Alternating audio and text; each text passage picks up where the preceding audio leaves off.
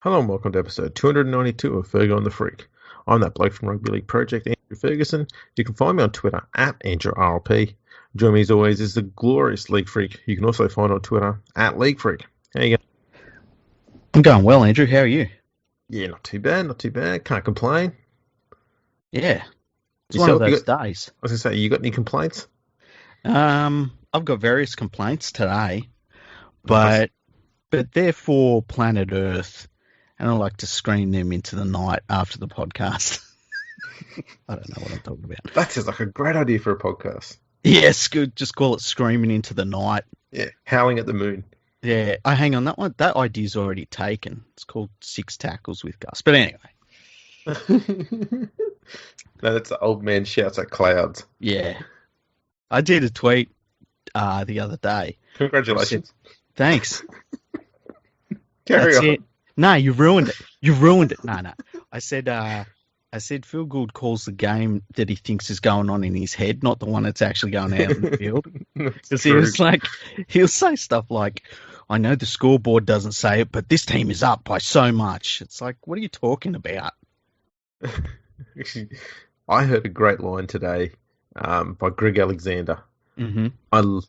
I've got no issue with Greg Alexander, but every now and then he comes out with a line where you know he meant to say something and he's lost track of his thought process and he's gone, Yeah. I just need to finish this sentence and move on. Yeah. And he said regarding, I think it was a kick by Reed Money, which was a 40-20 today. Yep. Great kick. He said, that kick was in the air until it hit the ground. Like, you moved on from that one fast, Brandy, and that's the right thing to do. Technically, he was right. Yeah. Classic commentary. Yeah. Who do you reckon says the weirdest shit? Like, I see Blocker Roach say some things that leaves me scratching my head. Like, he'll be talking about Drinkwater, how he's the best player in the Cowboys, and how skillful he is and how great he is. And I'm watching Drinkwater play, and I'm like, this is the worst player in the NRL, just easily, not even close. Yeah, Blocker's interesting because he's passionate. There's no doubt about that, and that makes him somewhat entertaining. He also has this penchant for trying to replicate, English saying, rhyming slang. Oh yeah, he does too, doesn't he? A few years ago when he first came back to Fox Sports, it was fucking irritating. Thankfully, he's wound it back an awful lot. Yeah. But he kept going on about, rocky boulders instead of shoulders. Mm-hmm. Vera Lynn's instead of chin. Fuck, he said that nearly every week. Yeah. Oh, he took that on the old Vera Lynn night.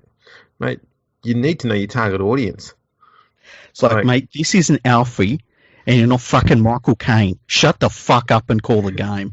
Exactly right.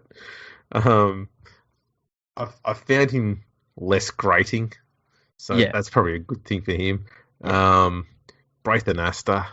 Genius. He's a genius. I know a lot of people mock him. I don't think people realise he's there for comedy value. The things that he says, it's satire of the highest order. Yeah. He's working on so many levels that it's hard to keep up. And you know what makes it so good is the fact that he does it deadpan. Mm-hmm. Oh, he's brilliant. He really is. He's a diamond in the rough. Yeah, exactly. And then you've got Matt Nable. I'm very happy they don't have him doing commentary anymore. I want to get Matt Nable on and interview him. Hey, that'd be interesting. You talk about his random number. Was it 13 footy games or something like that he played? Was it 13? Oh no, something like that. He didn't play a huge amount, but he did play more than Paul Kent. Oh, you know what? I'd love to get him on the podcast, and I reckon he'd come on. And because I've got a couple of things I want to ask him about, but I want to ask him to do a voiceover about himself as a player. That'd be great. Actually, he played 8 games. Okay, who was it for? South? 5 for Manly. Yeah, and 3 for South. Okay, because I think of him as a South player. He was a lock. Yeah. His brother was Adam Nable. Okay. Well, still is Adam Nable, obviously. Adam Nable played 64 games between 95 and 2001. Played for Manly for 1 year, Balmain for 3, the West Tigers for 1, and 1 game for the Cowboys in 2001. I don't remember Adam Nabel. Hey, He was a more of a ball player. I think he's best way to describe him. I think he's kind of like a slightly more skillful version of Darren Center. oh okay, Yeah. So he probably played the majority of his game as a hooker or a bench player. mm-hmm. I'm pretty sure I saw him play at lock a few times. So he's handy enough. These are the conversations we normally have at like 3:30 in the morning after the podcast. That's right. We drag people into this now. Yeah. So anyway, let's have a talk about something that was talked about this weekend a lot, and that is how lopsided the competition supposedly is. And there were people that were saying, oh, the salary cap, is it working? And it's pretty clear that the salary cap is working very well. Yeah. The salary cap is working perfectly fine. This is not an issue with the salary cap. No. Okay. If there's anything, it's an issue with some teams' inability, and when I say some teams, they've got all of these issues combined, and that is recruitment, development, inability to understand the new rules, Mm-hmm. and to build a style to make the most out of the new rules. That's pretty much what it comes down to, because the same teams who are failing with dealing with the new rules, and these new rules are not just this year, they were in last year. Yeah. And some of them came in 2019. So it's the same teams that have been struggling since the back end of 2019 till now are the same ones who are not very good at managing their roster, their cap, and have got pretty poor development. Yeah, so let's look at the teams from bottom of the ladder to the top. The first one, Manly Seagulls, their recruitment's been the worst in the competition, I think, bar none. Their biggest name that they've really recruited in the last couple of years is probably Kieran Foran. And, I couldn't believe it when they signed him. The coach, when he got there from being at Canterbury, it was a shock that they signed him, that anyone would sign him after what happened at Canterbury. And he had a good start, but it's gone downhill ever since at a real rapid rate of knots. And you just look at their lineup, there's half a dozen players in that team that aren't first graders. And that's not a salary cap issue. That's they're not developing players. They're not signing any good players. And how do you get in a position like that? It's really weird that no one at the club would say, hang on a second, we've got to turn this around, and that no one's really accountable for that.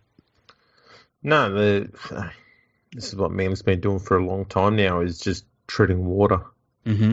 That's the thing. They just, whenever they've had one lean season, this is in the last 20 years. Yeah. They've always been really good at bouncing back and getting back into the finals. Manly is just one of those clubs that has never really had this long gap. And when I say long gap, it's not even that big. It's 4 years. Yeah. It's very rarely they've ever had a gap of that many years in succession where they've not made the finals. This is the first time in their history that they've got this long run where I think they've only had one finals appearance in 5 or 6 years or something like that, which is equal with their worst ever run, which was back in the 40s when they first come along, 40s, 50s. Mm-hmm. So they are historically around about the worst they've ever been. And the problem they've got is next to no development's taken place. Their roster management is atrocious. And they're just buying whatever they can find. Mm. And it's horrible.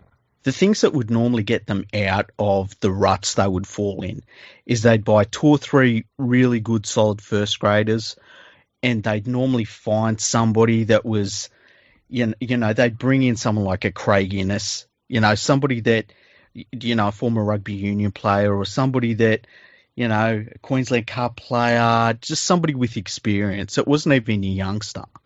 And they're not doing that at the moment. And yeah, their lineup is absolutely horrible. You take DC out of that lineup, and I reckon that there are teams in the New South Wales Cup that could beat Manly.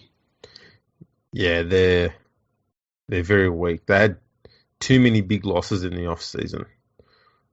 Losing Adam Fanua Blake was huge. And they picked up Alloway from the Tigers, and they've basically been playing him off the bench. So you've lost a starting front row and replaced him with a bench front rower. So you've weakened a spot already. They're still persisting with playing Dylan Walker at fullback. He's just not up to it. No, I don't. At all. And I'm not going to be fully critical of Dylan Walker because he's like so many players now who have a bit of speed, have a bit of ball playing ability, and so coaches go, "Oh, I'll just play you anywhere."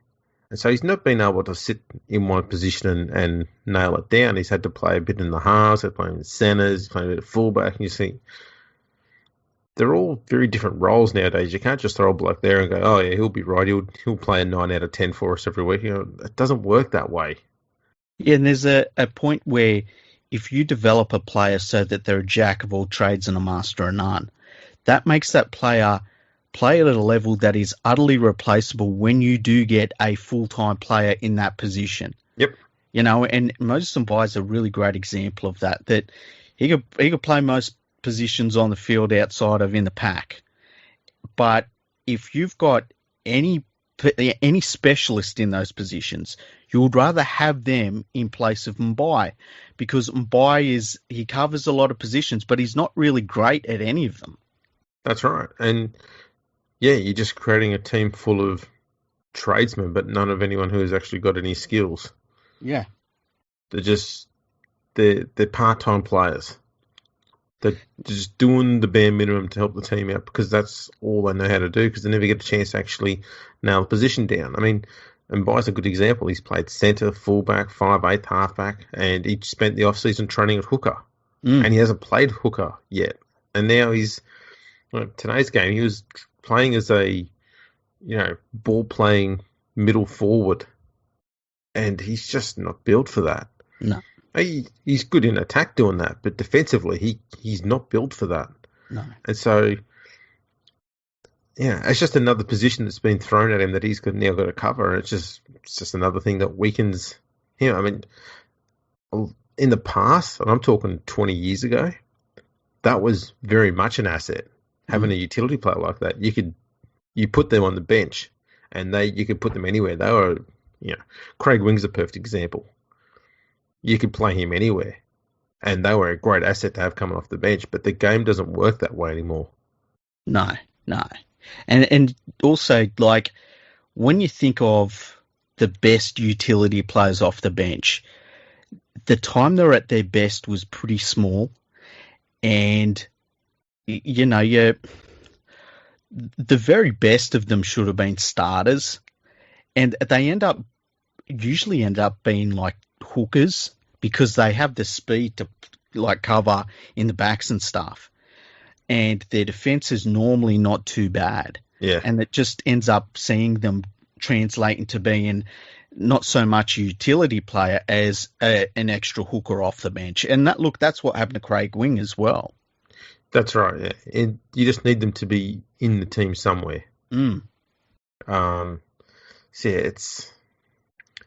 There's too many of those sort of players getting around at clubs these days, and they're typically at the poorer clubs.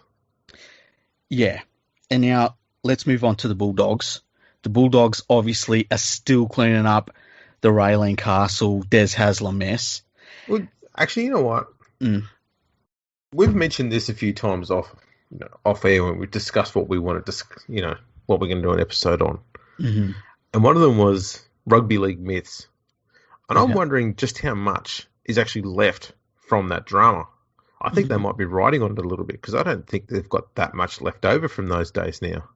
See, the way I feel about it is that under those two, their junior development, which has never been great at the Bulldogs, completely stopped. And so I think what we're seeing is the effect of that, coupled with them they only really got out a 4-ounce contract last year. And I feel like there's a bit of a hangover from that. But as you say, there's not many players left from that era, but I do think the hangover's still there. on the hangover's still there, but I don't think much of it is. I don't think there's much remnants from that Raylene Castle days anymore. I mean, as you said, other than the junior stuff, but even still, they're not. Yeah, they've got new management in place now, or they've got management after the new management in place now. Who knows where they're up to now? So for me, there's no excuse why they shouldn't have already had a lot more junior development come through. They're still buying players from other clubs, though. Like they bought in Corey Allen, Nick Kotrick, they've got Josh Adokar coming. These are all players that they're buying in from other clubs. So they're still choosing to buy players and bring them to the club instead of develop and bring through their own juniors. And sorry, go on. I was just going to say, so I think they're building their own misery at the moment. They can't go and blaming Raylene for it all the time now. I think that period's gone. Well, the thing that gets me about the Bulldogs is that last year Dean Pay had a much worse squad to deal with. Mm-hmm. And they weren't very good, obviously, but they tried their guts out in defence. And this year, Trent Barrett has come in. His background as a first-grade coach is abysmal. He's always felt like he's been a first-grade coach and almost entitled to it, which I found really weird. And he's made them worse. He's made them worse in almost every area. And he's got a far better team. He's got a lot more first graders in his team. And, you can, like, their junior development is garbage, absolute garbage. It's terrible. But then you also look at adding the decision of bringing in a coach who his last role as a head coach ended in not only drama but failure. And at some point you can't really be surprised that they're second last on the ladder. No, this is right. And could I just say, stats-wise, he is closing in on 1,000 days without a win as a coach in first grade. Wow. That's pretty rough. Let's see. He's currently at 968 days. Oh, at this rate, it looks like he'll get there easy. So he's got a month left. Because his last win was 2018 round 22, and that was when he was coaching Manly, and they beat the Bulldogs. That Bulldogs, so jeez. He doesn't have the Bulldogs to beat now. He's running them. Man, that's a rough one. Okay, so the next, because we've talked a lot about the Bulldogs in the past, so the next one's the Cowboys, who once again, their junior development has fallen right off. I feel like they had a very good premiership winning team, and my feeling is the club said to Paul Green, "We trust you completely," and that trust was probably misplaced because their roster just rotted away to the point where I think, even though they're third last on the ladder, I don't think there's any question that they've got the worst lineup in the competition. Especially now without Tom Malolo in the side. Yeah. I'm going to say this, though. I think signing Todd Payton was the right move, and I think Cowboys need to make sure that they make it clear they're not sacking him, before his contract ends. Yeah. Because I think what he's trying to do at the moment is make the players accountable for the first time in a long time there. And I think he's on the verge of building the roster he wants. I think a large reason why they got rid of Paul Green is because they know they've got about 10 or 11 players off contract at the end of this year. Mm-hmm. So they're going to be able to completely reshape their roster at the end of this year. And they need to, because I look at this team, this Cowboys team right now, and I'm like, okay, they need halves, they need a fullback, they need some centres, they need some back rowers, they could use an extra front rower. And if they got a hooker, that would be handy as well. But outside of that, they don't need much. I think if they had a good pair of creative halves, they do not need a fullback. I think Holmes will be fine if they've got a creative pair of halves. You struggle with Valentine Holmes at fullback if you don't have any creativity coming out of the halves because he's not a playmaker fullback. He's the sort of fullback you get who will chime into the back line. He can throw a pass at the end, drawn pass, or he can run at the line. That's going to be the maximum of what you get out of him as a playmaker. So if they've got some creative players at 6 and 7, you can keep Holmes at fullback, and there's no drama. Hookers though, they've struggled with that. Robson looks good, but I don't know. I don't know what they do there. As you said, their forwards are a bit of a mess. So the weird thing about the Cowboys is you look at some of their players and you go like, have they got something here that? Oh no, that's terrible. And all of their players seem to do that outside of Taumalolo. It's kind of crazy that there's so many players. And look, they've got guys there like Cohen Hess. I would show him the door immediately. He's just bludgeoning around on the field for them. Yeah, if I was Todd Payton, I'd be saying to Cohen Hess, mate, I'm not going to say that you're playing for an NRL contract here. I'm saying you're playing for your career here because the way you've been playing the last few years, no club will pick you up. Yeah. So you need to prove that you deserve to be getting an NRL contract. Otherwise, you better like cold weather, mate, because the only place that's going to sign you now is going to be someone in England. Exactly. Now, the other thing I was going to point out too, which I forgot to do with Manly, is, and it ties in with the Cowboys, is apparently there was an article during the week that said that the Manly board have approached Paul Green about helping Des Hasler with coaching, and I went, yeah, that's probably not the best person to go with. Yeah, I always find it weird when teams go to coaches that have failed. And look, I understand the idea of, sometimes a team fails for whatever reason and it's not fully the coach's fault. I also understand the thing of, well, they've got experience, and Paul Green's a premiership winner. You can never take that away from him. But at the same time, I find it weird when a club will go to a loser to try and get better. Yeah. Is it the Knights have got Anthony Seibold on board? Yeah, what's that all about? Well, to his credit, I'm pretty sure Seibold was a pretty handy assistant coach. So it may not be a bad idea, just like John Cartwright was a very good assistant coach as well. Mm-hmm. And so maybe that's more where his niche lies. Who knows? But I don't know if Paul Green spent that much time as an assistant coach. And given his inability to build a potent attacking side that doesn't have Jonathan Thurston in it, I don't know why you take him to Manly where they've got less attacking power than what the Cowboys had when he was there. Yeah. So I don't know what they think Paul Green's going to bring to that team. He's definitely not going to bring any defensive ability. He's not going to bring any attacking ability. So I don't know what they think they're going to get from him. He's just another version of Des Hasler. Like, having two Des Haslers make them twice. I don't get it. Does it make him twice as good or twice as inept? Just twice as dull to watch. So, fourth last on the ladder is your West Tigers. We've talked about them for about 1,000 hours. Yeah, I think we've covered them. Yeah, but one of the big things, once again, junior development has been terrible, especially considering the area they've got. Their recruitment has been very, very, very bad.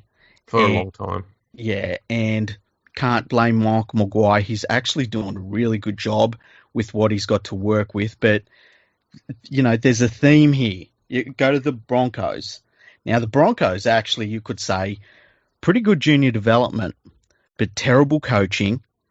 And they probably made the mistake of going too young too quickly. I think it's fair to say. And I'm not saying terrible coaching with Walters, because Walters hasn't done enough yet. Right, but I'm talking about the previous coach. So I wouldn't mind checking out to see because I think right now the Broncos have 2 or 3 feeder clubs. Mm-hmm. I'll try and find out when they went from just 1 to 2 or 3. Yeah, and see if there's any link between that and their downturn in form, because I think it was more of a recent thing. And I wonder if that's had an impact, because it means that the club's,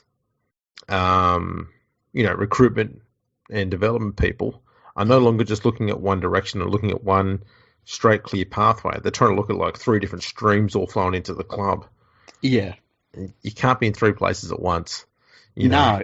And I wonder if maybe they're just waiting on less experienced people giving them feedback on who should get a chance in NRL and who shouldn't, and that's just led to a few bad decisions on development. And they're not developing enough into the right players. They're just developing in little bits and pieces here, there, and everywhere, and they're getting little bits of here, there, and everywhere trickling into the team. It's just something seems wrong somewhere in that junior development because it's never been like that before. The thing is, though, like the talent, the raw talent, I think is still there for the Broncos. Oh, yeah. But it's just not being developed fully. Like, it's, some of their outside backs are finally starting to hit their straps. But the forwards haven't really worked out for them. The halves have been a mess for them I'm willing to say the last time that the halves weren't a mess for them, they were being carried by Darren Lockyer. Like, it's been a long time now.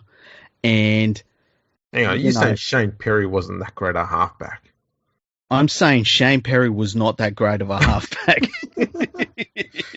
And I think Shane Perry would say, you know what? I wasn't that great of a halfback, but have a look at my premiership winners ring. Yeah. And good on him for it. Exactly. Now, we're up to the Warriors. Now, the Warriors have been really bad for a long time. And I think, once again, their junior development has not been very good for quite some time, especially for the area that they've got to work with in New Zealand, where we've seen what the Warriors can do when their junior development is on song. They've got too much talent. It's ridiculous, and they should be ashamed of it. And it's not been like that for the last probably 5 years. Yeah, and look, I think this is one thing that they have got right in the off-season. I've been a critic of Phil Good in a lot of different areas, but I think one thing we can all agree on is that when it comes to junior development, he knows what he's doing. You've only got to look at Penrith, and not just Penrith now, but Penrith when he went there in, what was it, 1990? He brought a lot of young Panthers juniors into that side, and they won a premiership very quickly. And he built them up from that, and they became a club that always tried to, promote from within instead of just trying to buy squads all the time. Sure, there was moments when they did that, but they still always had a pretty solid trickle of juniors coming through to the team, no matter who was coaching them. Yeah, it's hard not to, given the area they've got. Yeah. So I think that was probably a smart move, but Nathan Brown as coach, I don't know. The Warriors are doing all right at the moment, on the ladder. But I don't know. Nathan Brown's a tricky one for me. Like we all know he was at the Knights when they were pretty average. Yeah. Well, they were shit. A lot of that's not his fault. And in the end, he did leave the club in better condition than when he started there, and he does have a tendency to do that. And I know we can only go on what he did, over in England, but he did leave Huddersfield in a better position than when he got there, and he did leave St Helens in a better position than when he got there. So he does know how to make things better, but I think the problem he's got is I don't think he knows how to get a team to be in the finals consistently at the NRL level and make them a powerhouse. I think he's kind of following in the Brian Smith footsteps. I can put the broom through a place and get your roster in a decent nick and give you a salary cap you can work with in a few years' time so you can replace me and the next coach comes in and just walks into everything's done. Mm-hmm. I think that's kind of what he is. I'm not sure if that's what the Warriors needed or not, but, that's what they've got now. So maybe, we'll see. It's a bit early to tell. The jury's still out on it. I think he's definitely got them playing better, which is not difficult, really. But they definitely seem like, and I know they got flogged on the weekend, but they feel like they've got a little bit more constitution about them. They don't give up as easily. I've been actually impressed by the fact that they've got the size of the side that they have, but they haven't been completely lapped. So, and the jury is still out. It's very early to see, but I think the thing is then you don't look at them now and think, man, these guys are hopeless, which is a big step for the Warriors. Yeah, and tell you what, though, they've always had a knack for losing the games they should win. Yeah. And they've got 2 games coming up in the next 2 weeks where they should be good enough to beat them. That's Manly and the Dragons. Mm-hmm. If they win both of those games, they then go and play Melbourne, and they've got a pretty okay record against Melbourne, especially compared to what other teams have got. Yeah. And after that, they've got the Cowboys and Manly. They should be looking pretty damn good on the ladder by the end of round 9. Yeah, they've just got to get the results. And interest and run of 5 games that. Yeah. So the next club is the Knights. We know where they've come from. And I think it's fair to say that for the most part, they've pulled themselves out of the quagmire with good junior development and some pretty decent buys, like not over the top buys, but just bringing in solid first graders. And I've always felt that's the way you build a premiership winning club. I know that's the way the Panthers have always done it. You bring in juniors and then you finish it off with a couple of good buys. I'm not saying the Knights are a premiership winning club, but it's definitely been the way they've gone about things. The team above them, the Titans, they've gone from being terrible, but what did they do right? They started bringing through a few junior players that have been very good for them, made a couple of shrewd buys, and you go up through the list. The next one's the Sharks. Sort of, they've been doing great the last 18 months. The Storm above them, they've always been fantastic with producing talent. The Dragons, they're a bit of a different case. They've not been great in a lot of areas. But, Anthony Griffin's turned them around. He's got to be given credit so far because he's working with less than McGregor ever had in any season he had at the Dragons. Well, that's the thing. I'm not sold on the Dragons yet because, let's be honest, they've beaten the Cowboys and Manly. Mm-hmm. 2 of the worst teams in the comp at the moment. And then the Knights on Sunday, that was probably their best performance given that they didn't have Ben Hunt in the side. But Newcastle were besieged by injuries too in that game, so they probably should have won it just through, perseverance. We'll see how they're going this weekend because they'll be playing Parramatta. Yeah, that's going to be a test for them. But their junior development is getting better. There's no doubt about it. They're starting to get a few more juniors in there that are, more local talent. Mm-hmm. Some of their recruitment is still average. Yeah, it is. So we'll see how they go. I was just going to say on the Knights too, one thing I think that Adam O'Brien did that was a really smart play, which has not got any mention whatsoever, is making Jaden Brayley captain. That's a massive gamble. I think he only played like 3 games before he got his injury last year, that. But he's got a really, really mature head on his shoulders for a young bloke. Mm-hmm. He does a mountain of work in the middle. Good ball runner from dummy half, does a lot of defence. So he's genuinely leading from the front, and he's always got the ball in his hand, obviously, because he's dummy half. And I think that's been a really smart move. He's just a much calmer head running the club around the field. You just hope every time he runs the ball, I just think, please don't get injured, because if he gets some football under his belt, he's just going to get better and better and better. And the thing I like about him is he really knows when to run the ball. Yeah, he's really good at it. Mm. I do think his younger brother's better than him in attack, but Jaden is a much better defender. But yeah, they're both very good players. Very, very good players. So we've gone through most of the ladder now. We know who everyone that's at the top. The salary cap's not the problem. So do we have to look at the way that teams are allowed to put teams to get their squad together? And do you reckon the NRL needs to bring in some sort of, because Souths have talked about this with Adam Reynolds. They've said that there's not enough incentive for long-serving players to get contracts that have some sort of discount. Now, I think that's a smokescreen because they just don't want to pay Adam Reynolds, and I don't know why. But do you think that there should be some more incentive, or do you think there should be a flat-out rule that, say the NRL bumps up its, how much it gives to clubs from the central funds to, say, $15 million a year eventually when the new TV deal comes in? that they say you've got to spend at least 1.5 of that on junior development. Do you think there needs to be something like that? I think the best way to work it is to just let the club pay the players whatever they want. Okay, if you're a junior, say Adam Reynolds, okay, instead of, I don't know if this is how it works. I assume it is that the NRL says, okay, we're going to give you a set amount of money as a credit back because Adam Reynolds is a junior, but it's not a huge amount. Instead of the NRL parting with money, why don't they just say, we will waive this percentage of Adam Reynolds' fee, so you still pay him the full amount, but only, say, 85% of it counts in your salary cap.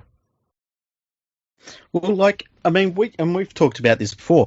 Like Cameron Smith, in the last few years of his career, I would have, as an opposition fan, I wouldn't have had any problems if he didn't count $1 against the Storm salary cap, because he's been there from day one of his career. He never moved clubs. He's always been a Storm player.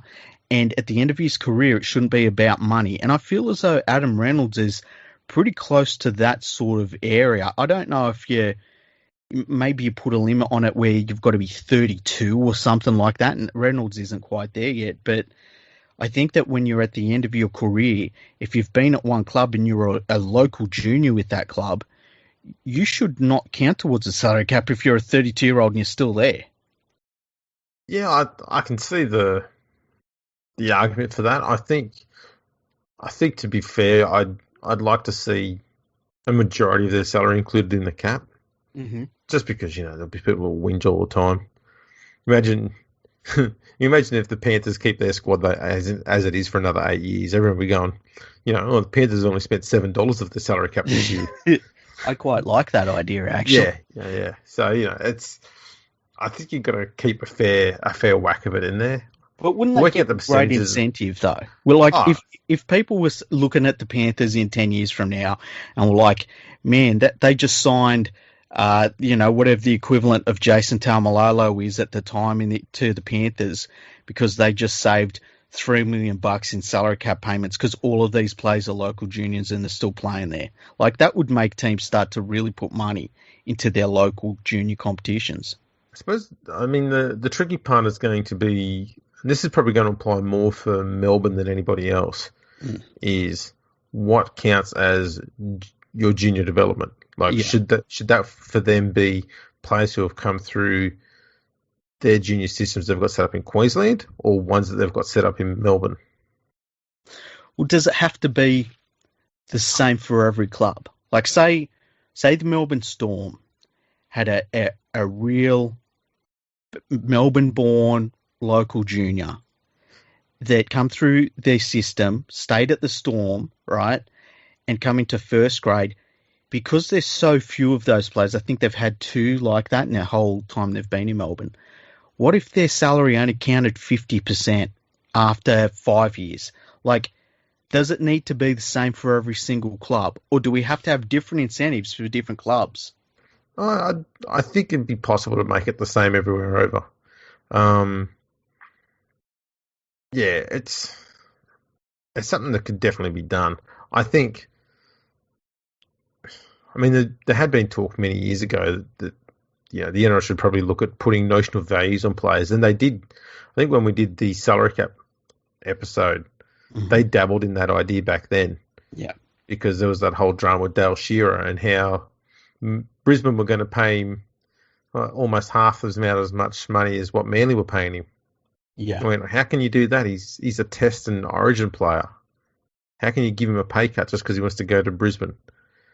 And so maybe there's some merit in that, although it's very hard to do because one player is going to be worth a lot more for one club than they are another. Yeah. Brandon Smith is going to be worth less to the Melbourne Storm because they've got Harry Grant who can play hooker. He's going to be worth a lot more to a team like the West Tigers or the Bulldogs because they don't really have, they don't have an international hooker at the club, so to speak. So, it's a tough one to work with there. That's the thing. I don't think there's a hard and fast. Like, there's nothing you can say, I think they should do this, and this is the way forward, because there's so many different scenarios across this competition for so many different reasons. Yeah, and I mean, if you go and put notional values on a player, then you're effectively capping what a player can earn. Like, you could probably argue that 13 NRL clubs probably would say that Moses and is only worth 300 grand. Mm-hmm. Yeah, he's the Tigers paying him, $800,000-$900,000, Yeah. and irrespective of what I think of him, if he can get himself an $800,000 contract, he should be allowed to. Yep. So I don't think notional values is a way to go. Maybe a notional minimum, so that clubs aren't ripping players off, but I dare say that's in place anyway.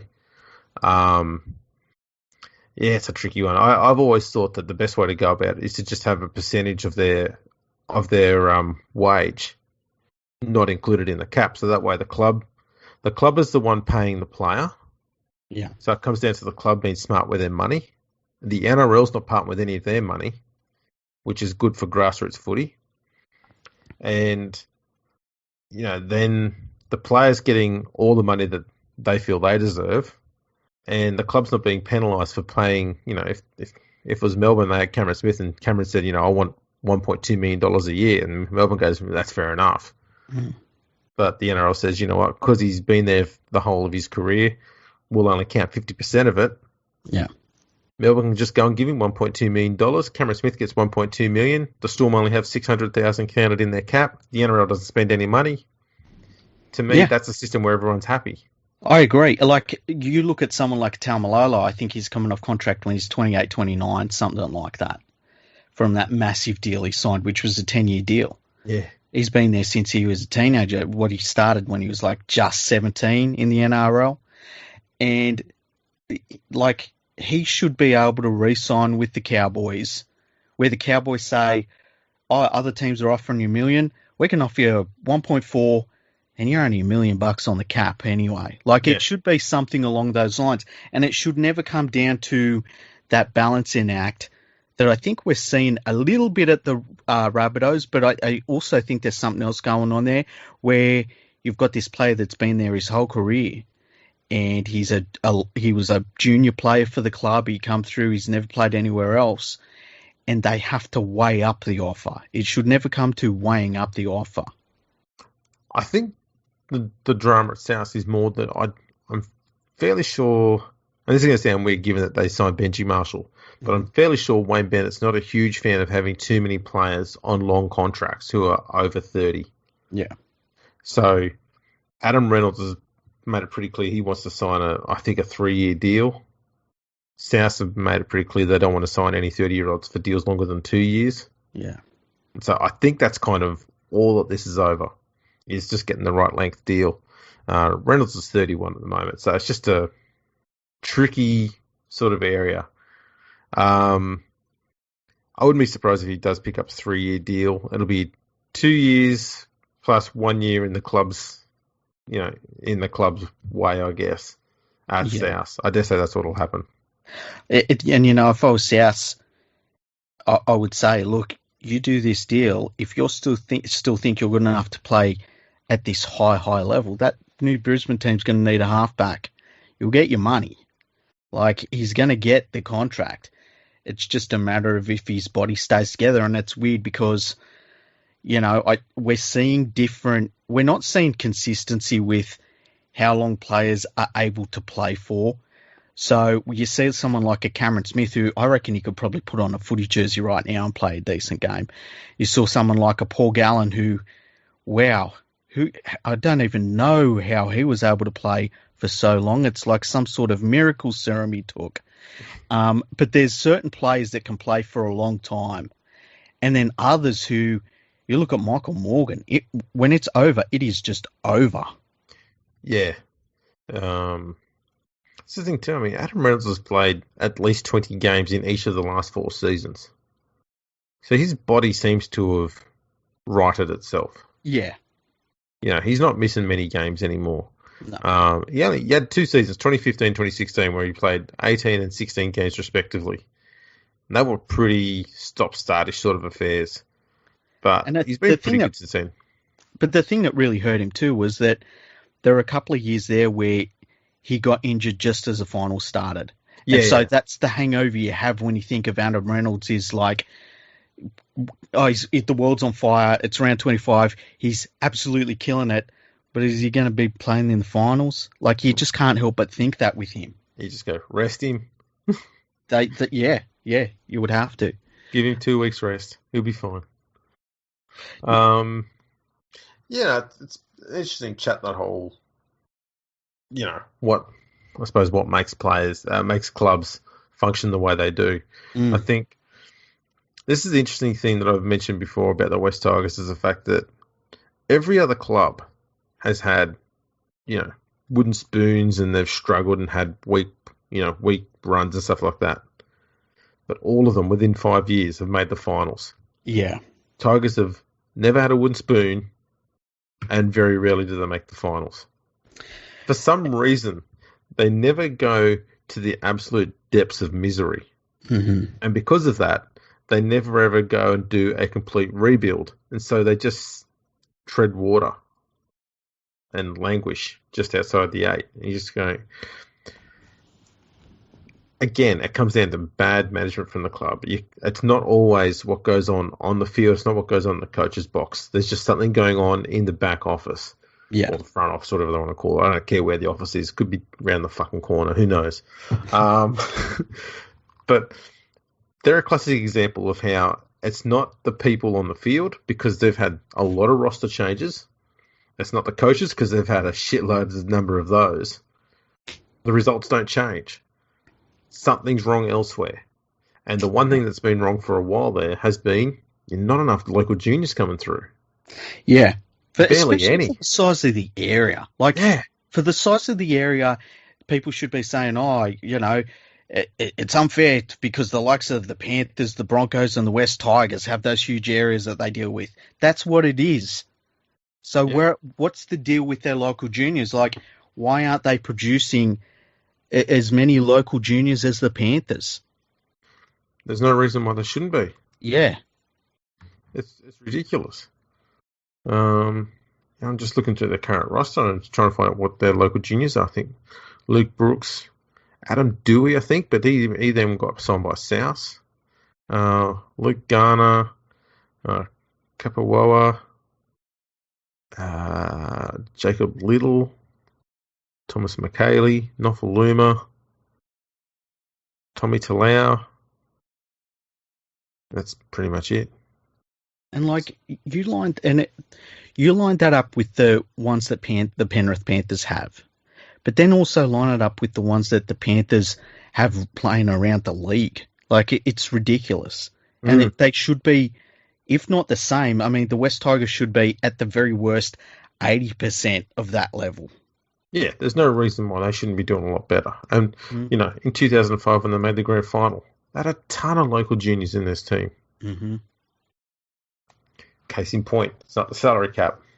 No, I'll tell you another good thing with the salary cap. You go through the competition and you look at the teams that have, at the very least, made the semi-finals, the second last weekend of the season. And you go through...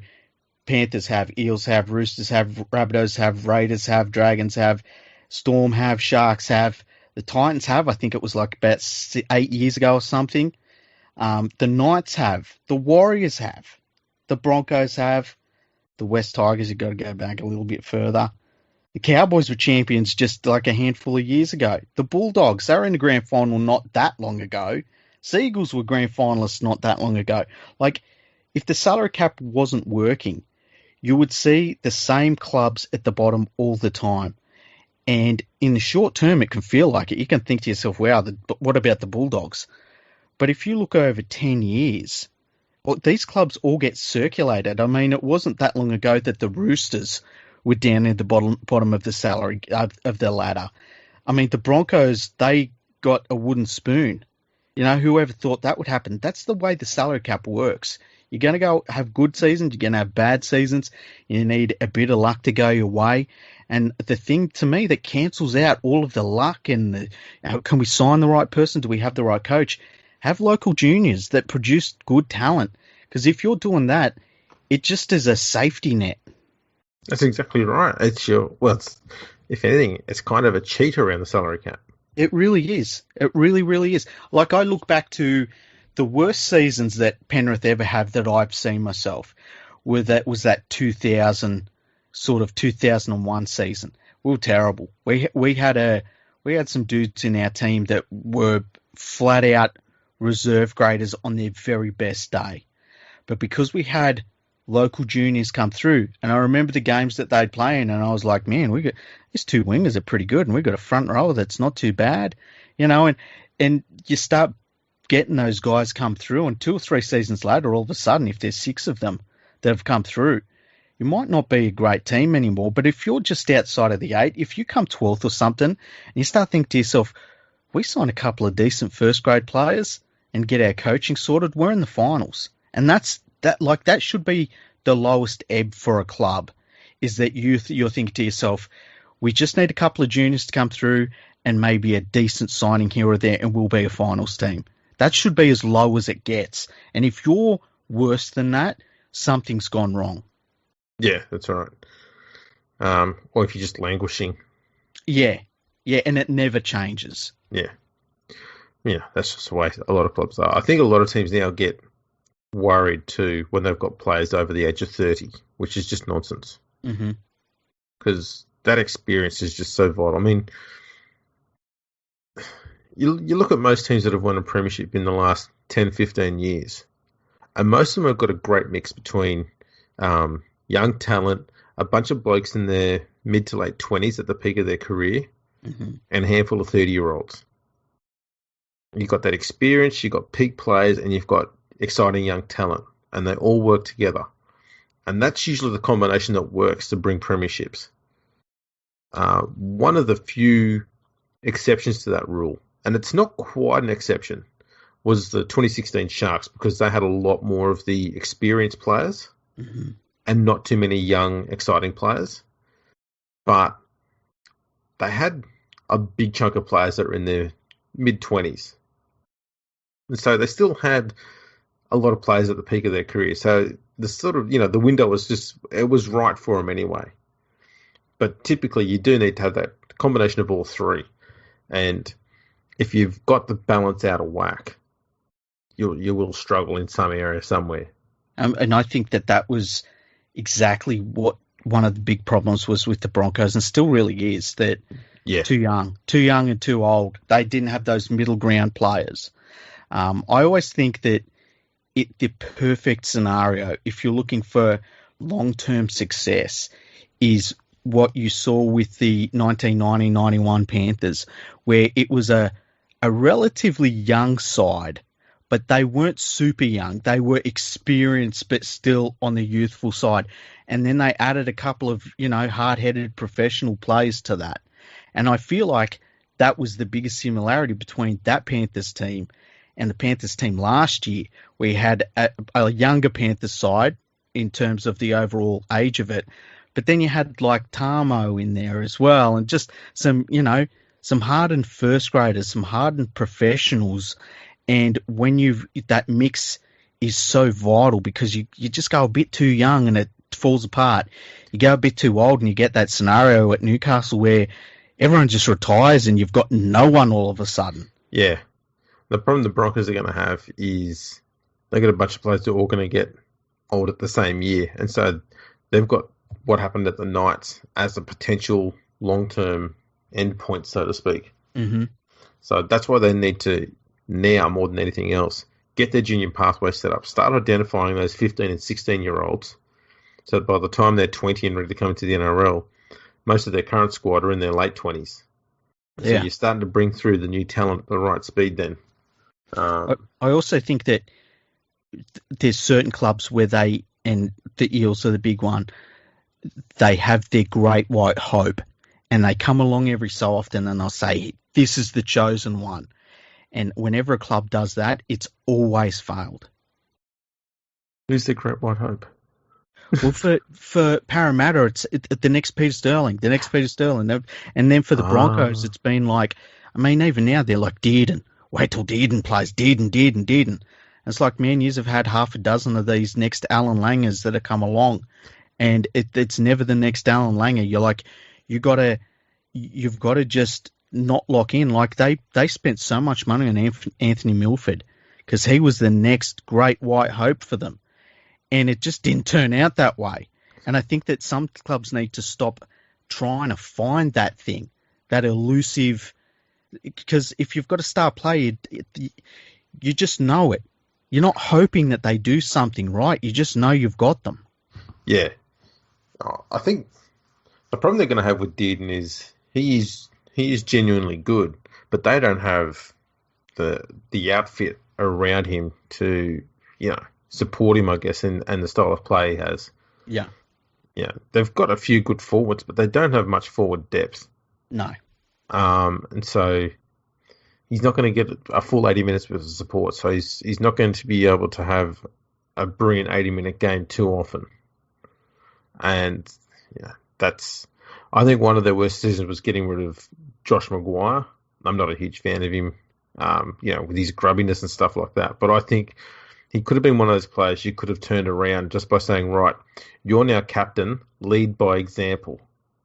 And I think he probably would have put his head down, his bum up and said, okay, we're now going to play, hard but fair. We're not going to do grubby shit. We need to start winning games. And you're not going to win games by eye gouging and all sort of shit.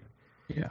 And I think that probably could have been a smart move. I think he'd be more of the sort of a leader that the young Broncos players would take more attention pay more attention to. I don't think they get that from Alex Glenn. See, I think that Tamo would have been perfect for the Broncos. Yeah, he would have been.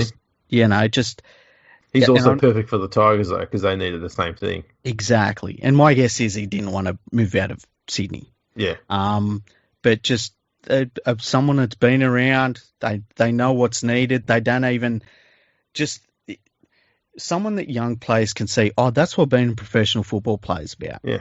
They could have had Maguire at lock as captain, and I don't know, maybe they could have picked up Benji Marshall.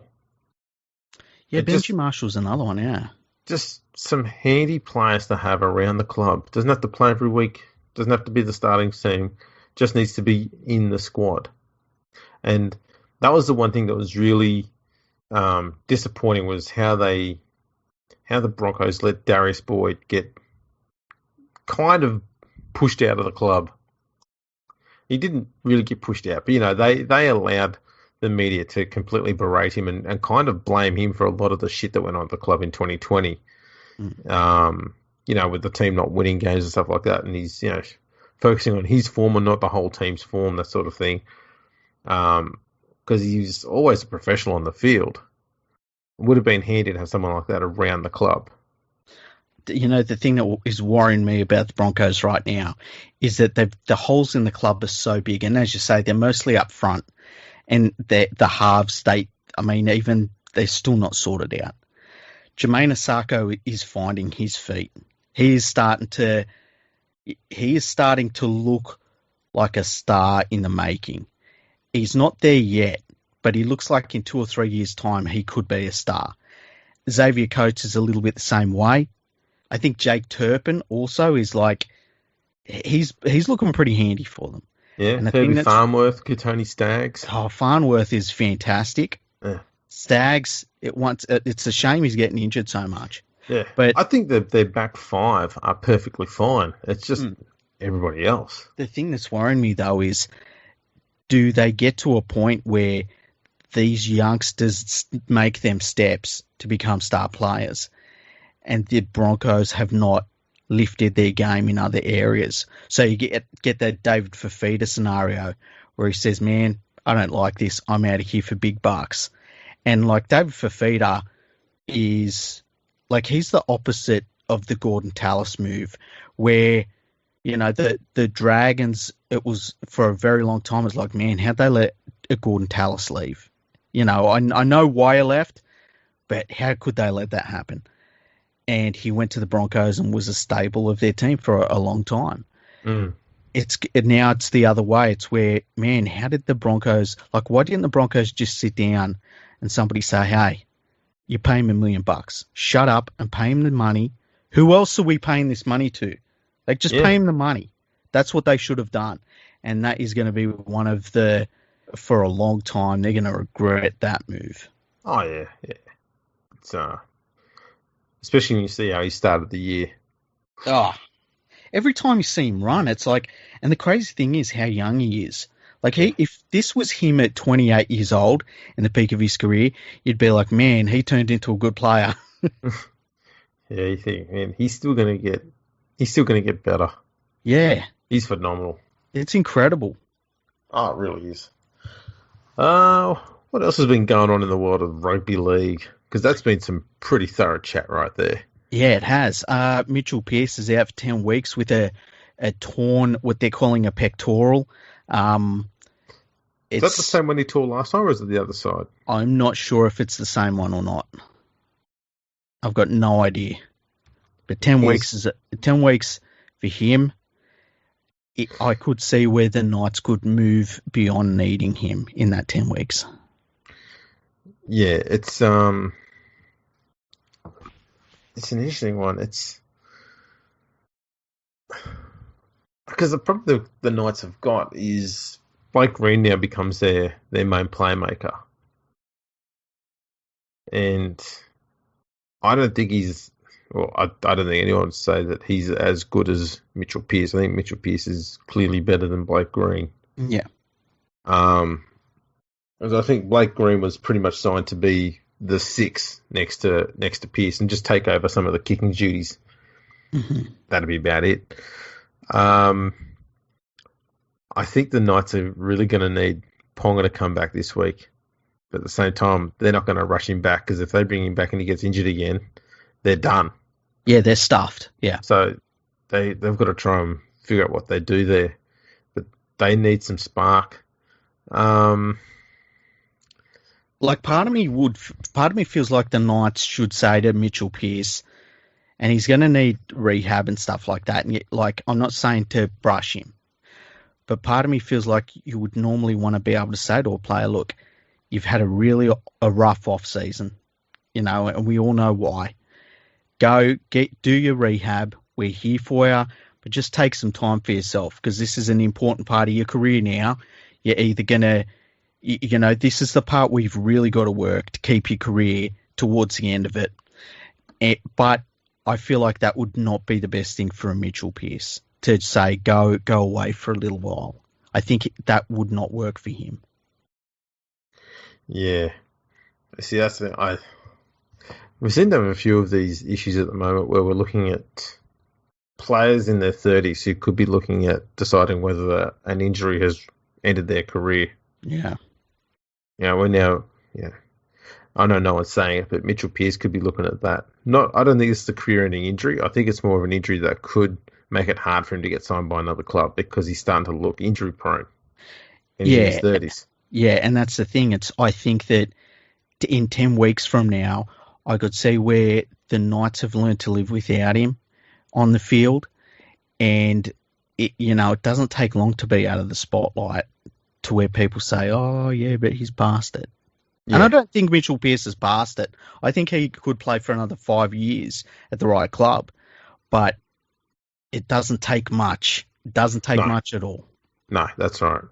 So yeah, there's also talk that, as we mentioned earlier, Michael Morgan looks like he could be close to calling time on his career.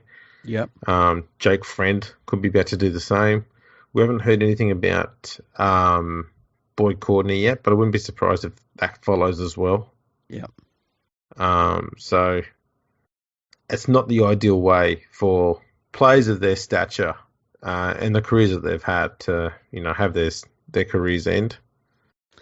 Yeah, and like you look at, I even think back to Greg Inglis, who was the best fullback in the game till he retired, and it just was over, was done. And his knee that was it.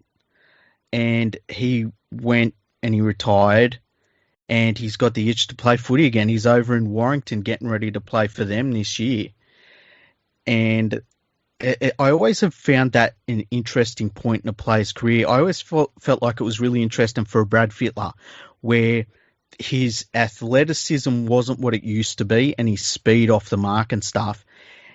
And then you've got to transition to being something else. And we've talked about this a little bit. It's Benji Marshall, same thing. And I think that's where the true greats have the ability to say, look, I'm not that player anymore, but I've got all of these other things I bring to the table, and they have to almost relearn playing the game. Darren Lockyer was the same, where he changed the way he played the game, and instead of it being Lockyer coming out of the backfield, breaking through the line and stuff like that, he played super slow, and he was still too quick for everyone, playing super slow because he was that great of a player. And some players can handle that, some players can't handle it, and then some players just have it taken out of their hands through injury. Yeah, it's unfortunate. Yeah, that's why Cameron Smith was so crazy, because he just kind of seemed to do the same thing from start to finish. Yeah, really good, body management more than anything else. Like he just didn't get injured. Mm. Yeah, bit of a lighter thing to end the episode on. Okay. I just had a look on Fox Sports website, and they've got an article up, as they do, because it's something to shit on the game about. Ugly scenes as footage of a fight between NRL supporters emerges. Have you seen this? I have seen the fight, yeah. It's brilliant because it's between a Parramatta fan at the Parramatta West Tigers game and another Parramatta fan. And then a West Tigers fan comes in from the side, kind of like the team makes no impact, but he is still there. He participated. This is Parramatta competing against Parramatta and no one else, and West Tigers just pops up and goes, "Hey, we're here too, remember?" They brush him aside and jungle with each other. Weird one. The dude threw a punch at a guy sitting in a chair and did nothing to him. I'll tell you what, though. The third line of this article is why everyone should subscribe to Fox Sports, because this is some brilliant sleuth work here. Mm-hmm. Bizarrely, the two men begin punching on who are both wearing Eels colours, suggesting they barrack for the same team. Wow. I never thought that.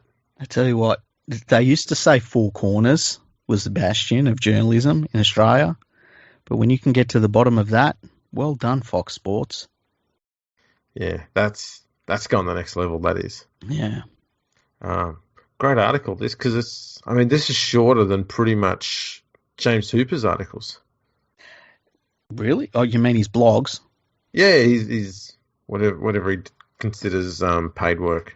That's like when you'd see a fight or something in a State of Origin game, and I'd be like, oh, I want to chuck that on my website and show everyone.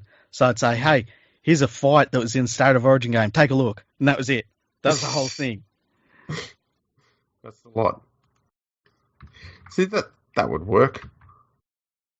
The most I've written about a fight on my website was the Robbie Farah, Anthony Watts one, but that deserved every single word I said about it. Oh, that was brilliant. That was just epic. This one has 99 words, including the heading. Wow, that's impressive. If you take the lengthy heading out, it comes back to an 80-word article. I can't even be mad at that. That's really impressive. They could have added 2 more words by putting their name to it.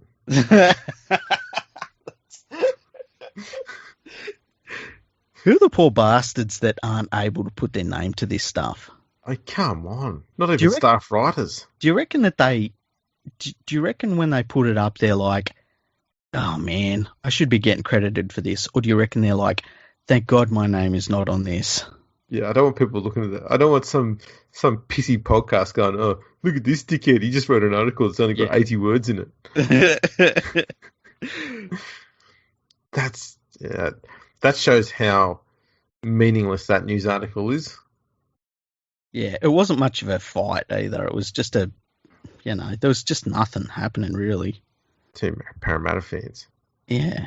I don't know how anyone gets that angry at a footy game, hey? Parramatta fans, I'll say this about some of them just to see if we get a bite, but they're used to losing big bouts. So who do you back in a fight between two losers? Wow, that was uncalled for. Hey, my team got beat by them today, so yeah, it's called for. Yeah, hey, maybe you know what? I reckon I'd love it if it come out that the two Para fans started fighting, and that West Tigers come in and said, 2005! Just ran off. Yeah, Parramatta fans go, we don't, yeah. We were in the finals last year. We forgot about 2005 already. Tigers go, oh, yeah, that's kind of a good point. Is that where some of the animosity comes from between the two clubs? Because, like, Para Nah, obviously haven't won since 1986. nah. The animosity, I think, comes from the whole Mitch Moses and Ryan Madison departures. Because the Tigers get really salty whenever a player leaves for some reason. And I've noticed that. It's only a new thing that they've started doing. I don't know why. Mm. I jump on board because it's just fun. But people often think that you're being serious, but no, I make jokes about Mitch Moses just for the hell of it. I've got no gripe with him. I don't care. If he wants to go and sign a contract with another club and make a shitload of money, fucking more power to him. If Ryan Madison wants to bitch and moan because training's too hard and wants to go play for another team, more power to him. Off you go. I see he's sooking now because he's probably been trained too hard by Brad Arthur and wants another club. I'll keep making jokes about Ryan Madison. I don't care what fucking club he goes to. Tell you what, Para fans, I wouldn't take any of that. I would email us. Tell us what you think of Andrew Ferguson's tirade. That's what we should call Tirade. So Andrew Ferguson's tirade against Parramatta. We talk about the salary cap and all this stuff for an hour and a bit, and then we just end it and we just do the clickbait headline. It's the ultimate though in pathetic banter. A team that can't make the finals against a team who can't win a grand final. Well, like, I know my team isn't the greatest in the world, right? But when I hear, when it's like, what started this rivalry, and you start going, well, it started with Mitchell Moses and it went into Ryan Madison, and I'm like, huh? I don't know if that's true, but for me, I think that's where it is. Yeah. And I think the only reason why I ever got interested in the whole Mitch Moses being moved over to the Tigers, I didn't actually care that he left. I didn't think he was a player that the Tigers needed to keep, and still don't, purely because the way the Tigers were playing and still are playing doesn't suit Mitch Moses' style. So he had to go for his own benefit more than anything else. Yeah. But it was more the fact that his uncle Benny Elias had to chime in and start, throwing shade at the West Tigers and being a dickhead and all this other crap after, we won't go into that any further. But it just soured the whole thing. And, Benny's starting to speak on behalf of Mitch, and Mitch is you could kind of tell he was sort of stepping back a bit going, yeah, I don't need your help, Benny. It's all good. Yeah. Yeah. Benny keeps going, nah, fucking stick the boot in, mate. And I think Mitch just went, yeah, I've said my bit and moved on. I'm all good. And you just got this impression Mitch was trying to move on, and just Benny's trying to fucking drag the shit, and he kept shitting on the Tigers for a few weeks after it. And I was just like, fuck that. The thing about Mitchell Moses for me, I've got nothing against him, but he feels like he's one of those dudes, like if he was a mate, I would take the piss out of him. Oh, yeah, you'd rip on him all the time. 100%. And that's because there's nothing wrong with him. He's fine. There's nothing wrong with him. Yeah. But and when he's on, he makes that Eels team unstoppable. Like, literally, like, when Mitchell Moses is at his best, the Eels look like the premiership winners, and who's going to stop them? And that's the thing that you can say about the football side of things. And I think that sometimes his football is held back a little bit by how the team is playing or how teams play against the Eels. But, I agree with you. I think that he was like, man, I don't need this, because he shut up. He wouldn't talk about it. He didn't need that drama. I've got a question for you, because I put up a poll on my Twitter today, and it said, who is your favourite NRL Moses? And 95 people responded. 57% said Mitchell, and 43% said Mbai. Out of those two, who's your favourite Moses? Moses. Mitchell, by a long way. I thought so. Yeah. I'll tell you what, one thing that stood out for me, and this has happened for a long time, but you get to see it clear as day whenever the Tigers play Parramatta, is you look at any time the camera shows Mitch Moses or Luke Brooks, you'll see more often than not, Moses will be yelling, directing, talking, and Brooks will be standing around like a brown cow. Yeah. And that's why I always said Moses was always a halfback, and Brooks was always a 6. He needed to be directed around the park, and we still see it today. Yeah. It's just clear as that. It's something that Luke Brooks, as I've said it before, he's always struggled with. He still does. And it doesn't matter what the media says, what anybody says, and go, Brooks is going to be unleashed this year. No, he's not. The only way you're going to unleash Luke Brooks is if you put a top quality number 7 next to him. That's the only way it'll work. You know what? The Brooks situation makes me feel sad because he was the only one that stayed, and he stayed for less money so the others could stay, and they all left. And he's played in terrible teams. Like, I think it's fair to say Luke Brooks has never been close to having a team around him that it was worth his talent. And I wish it would work. I wish it had worked out for him, but it just looks like it hasn't. They were close. Like when he, Moses, and Tedesco were all at the Tigers in that last year, they were clicking, and things were starting to work. Mm-hmm.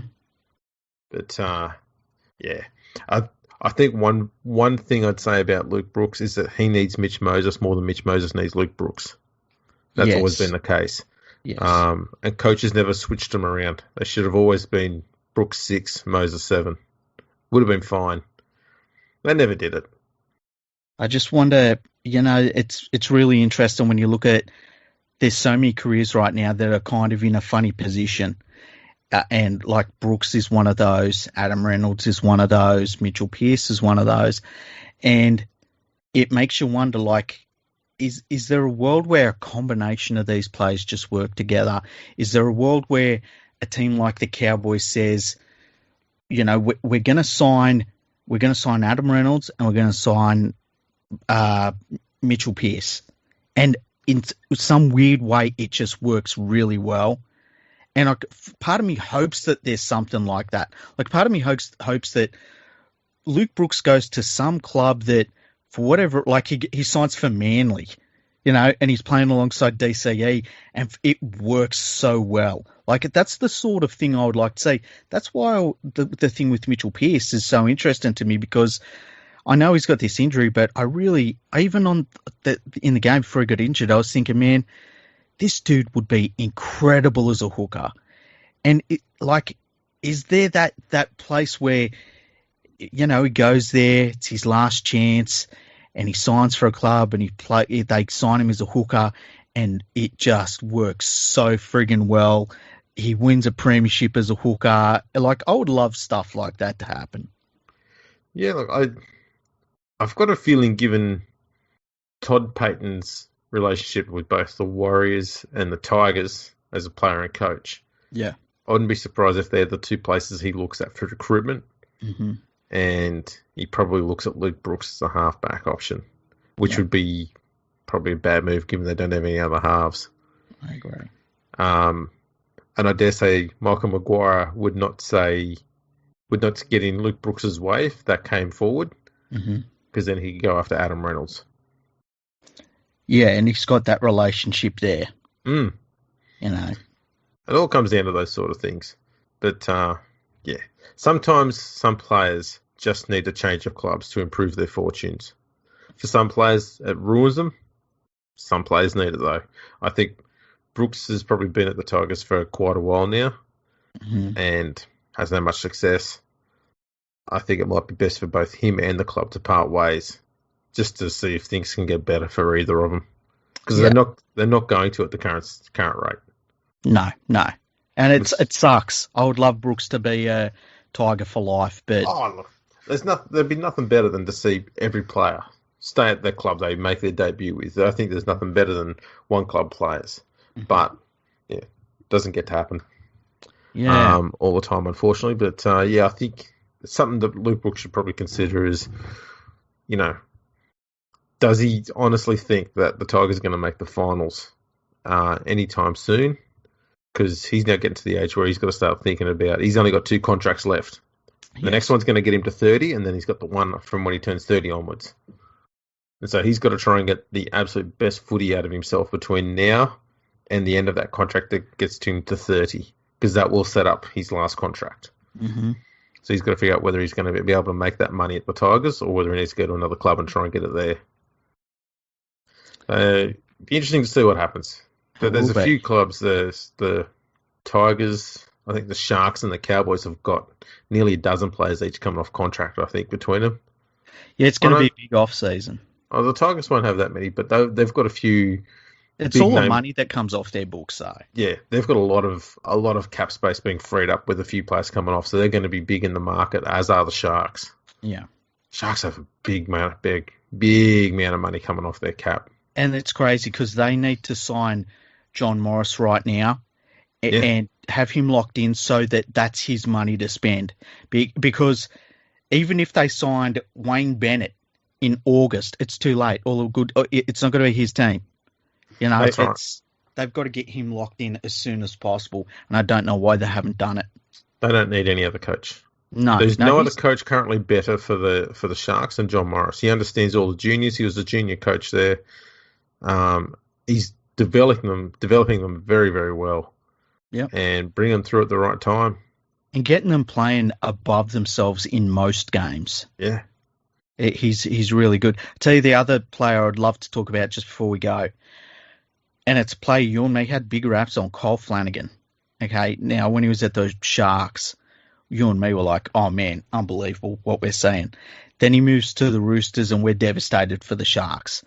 It didn't work out at the Roosters, and obviously there was that thing of when he did get dropped, his dad rang up the coach and asked why, which is just the worst thing you could want. He left the Roosters. You could just see. So I was just saying, you could just hear Kyle saying, "Oh, Dad, shut up." I know, right? I know. And then he leaves the Roosters. Basically, the Roosters hate his guts on the way out. He goes to the Bulldogs, and he is not playing well at all. What do you reckon you do in this circumstance? I think in an ideal world, you put him back down to reserve grade and say, mate, you need a couple of months just to get out of the spotlight, get back to the basics. But I don't think the Bulldogs can do that. I don't think. No, I can't blame Tim too much because their forwards are not laying any form of platform. Mm-hmm.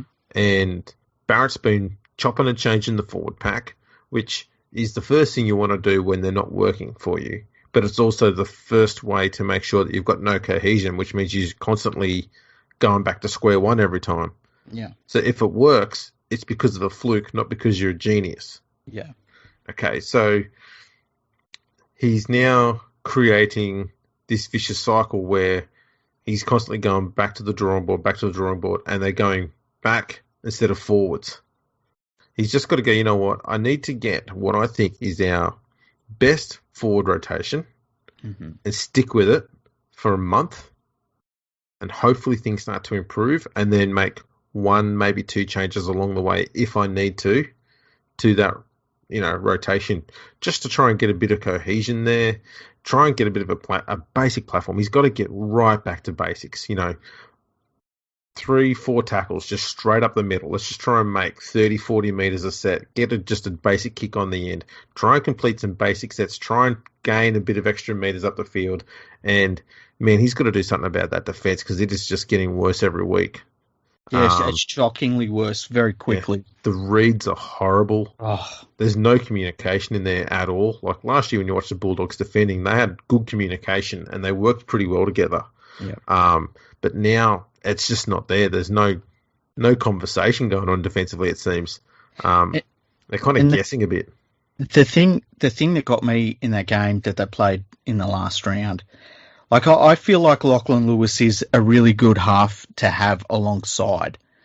And when he got injured so early on, it was like, man, this is the worst case scenario. And then you see some of the passing that they like. To say that there was a lack of attention to detail is like not saying how bad they are. Because just, passes that would go over the sideline and dribble along the ground, and it's weird. They're getting worse. And that really worries me. Whenever a team, because they're a much better team on paper. Like they added a good half a dozen first grade players to that team. And that's saying something because they only had 2 or 3 first graders last year. Yeah. and they're much worse, and that really worries me for the Bulldogs. Yeah, I don't know how they fix it. I don't think they need to be looking at their attacking players just yet. I know they haven't scored a point for 3 weeks, but a lot of it's hard to score points when you're constantly struggling just to get, into the opposition's half. Yeah. And that's just forwards not laying a platform. And then when your halves and your outside backs are getting the ball, they're spending more time running sideways looking for option runners, either running straight against the grain, that sort of thing. And it's just not happening. It's just lots of people standing around. So they need to start working on that. Line running straight forward, trying to hit the shoulders of players that run instead of running straight at them one-on-one, because they're a lot easier to get to the ground that way and wrap the ball up. And then from there, try and create some second phase play. Once you get a few offloads happening, it kind of makes up for any meters you're not making, because you're keeping the ball alive and the defensive line's scattered. You can start sort of throwing the ball around and going a bit sideways and looking for those runners out wide. You might start making some meters that way. But at the moment, the Bulldogs are just, they're just shot in attack. And it's, Flanagan is partly to blame, but he's not fully to blame. There's just nothing doing there. Nothing. I don't know. And I tweeted to Bulldogs fans. I was like, spend the next few hours, shake that loss off and enjoy your weekend, because that's all you can do. Like, you can't, because otherwise you're just starting to hate watching footy, and that's not what it's all about. And I've seen my teams play really badly, but there's always been like a light that you could see, and that would be the juniors. But man, sometimes you look at some of these teams and you're like, what are fans looking forward to? Like, what are Bulldogs fans? Like, if you went back 2 years ago and you said to them, you know what, in 2 years' time, you're going to have lost it so bad that even League Freak feels sorry for you. Like, that's pretty rough. That's something to fall back on. Yeah. And this bloke used to follow a team that was coached by Matthew Elliott. Yeah, like, seriously, I think even, like, because I've been thinking about this lately, because we've got some teams that are really bad this year. Even under Matthew Elliott, we weren't fucking abysmal. Like, we had really good players that were playing a really dumb, simplistic style of football that we were never going to win anything with. But you could still, count on Michael Jennings scoring it from nowhere. You could still count on watching the game, and it'd be frustrating and stuff, but we weren't not able to score for 3 weeks in a row and stuff like that. We didn't start 0-4. Like, that's a completely different level. And I'm thinking to myself, like, the worst seasons I saw, as I said, were 2000, 2001, those seasons. But even then, at least you could say, well, you know what, next year, these youngsters, they're going to be 1 year better and stuff. And a lot of these teams right now, like, I'm looking at the Cowboys and I'm thinking, if I was a Cowboys fan, the only thing that I would be thinking every single day is, I hope Taumalolo doesn't get sick of this shit, because they've got nothing else. Yeah. They need a lot of work. So as I said, I hope, given that the coach they've brought in, I hope they stick with him, because I think Peyton's got the ability to fix up that roster. I saw someone claiming that there's a lot of players that are upset with him. You know what? Good, because they don't deserve to have a coach that they get on well with, because they've not earned that right. Exactly. So they need a coach up there who's going to go in there and kick some pants in, because fuck, that needs to happen. It needed to happen a long time ago. Green let them get away with shit. Yeah. Obviously, Peyton has not minced his words. He's pretty much said that they've been lazy. The best he's seen of them this year was in the preseason, and that's not a good look. No, and the thing is, I think that his criticism of Taumalolo was because, like, I saw Taumalolo asked about it the next week. Taumalolo is the happiest dude in the world. It was pretty incredible. It was really nice to see. But part of me feels like he probably went to Taumalolo and said, "Listen, we're fucking terrible this year. You know that. I know that. I need to put a rocket up these guys. I'm going to say some stuff in the media, and it's going to be aimed at you. Would that be all right?" You know what I mean? Which happens from time to time. You'll go to your best player and say, I need I need my forwards to step up. So I'm going to say that you need to step up, so that they'll say, well, if you'll say it about Jason Tomalolo, what's he thinking about me? Yeah. You know what I mean? I think too it was more about, because the thing that was really important was he said, I can't have Tomalolo doing, all this extra work that these other blokes should be doing and busting himself over 80 minutes. I want this bloke to be in pristine condition at the end of his contract as well, so we're getting maximum value out of him. Yeah. So he's making it clear that I'm rolling him back from being an 80-minute player to a 60-minute player, probably even make him play less game time if possible, to try and preserve the magnificence that he is. Yeah. Which means all you mob have to start lifting your fucking game, because he's not going to be on the field all the time to carry you all the time. And I think it's been really the injury has been very good at showing just how important he is. Exactly. It was like, obviously you don't want to break your hand at any point, but it couldn't have been timed any better. So that, as you say, we're seeing what the Cowboys are without him. Mm. And the other thing is he's not getting the wear and tear of these games either, which, how often do you see a coach say, I want to save my best player for when we're really clicking? Because most coaches, if you've got a player like that, the vast majority of coaches would run him into the ground and let the next dude worry about the consequences. Oh, absolutely. I wonder too if you'd bring Tomalolo back and put him on the bench. Like if you're Todd Payton, you go, you know what, I'm going to bring him back, but I'm not going to get him on there carrying you either. I'm going to put him on the bench and he can come on for the second half. Yeah, that'd be interesting. You don't have to do it every week, just for 2 or 3 weeks after he's come back from his injury, as a way to sort of warm him into the role or some shit like that, But or just see the difference. So Todd Payton can say, you know what, fresh, you guys were making 7 meters a carry. I put Taumalolo on. All of a sudden, you're making 9 meters a carry. What does that say about my starters? That's right. I think he does have some good depth players there in the forwards, but you need a few more than just depth players in the forwards. I mean, West Tigers fans can attest to that. Yeah, especially in this era where, the best forward packs are unbelievable. The Panthers pack is they're not all name players, but how they work as a pack and as a rotation off the bench, I don't think I've ever seen before in my life. And then you get, you look down at a team like Newcastle, their pack is pretty damn good, and they're mid-table. Yeah, well, that's the thing too. I mean, the best packs now, they've got a mix of body shapes and sizes in them too. Mm-hmm, mm-hmm. If you look at Parramatta, and you've got Campbell Gillard, who's rather tall and solidly built, but then you've got Paulo, who's just a shorter tank with that lower centre of gravity. And then you've got Lane, who's tall and lanky as well. And then Madison on the other side, very good hole runner who could play as a centre possibly even, if you ever shorten that area. And just all different types of bodies, all different types of players, what roles they've got. Mm-hmm.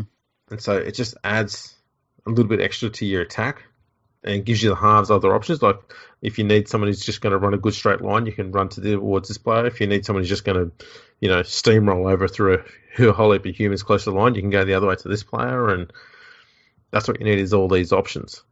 Yeah.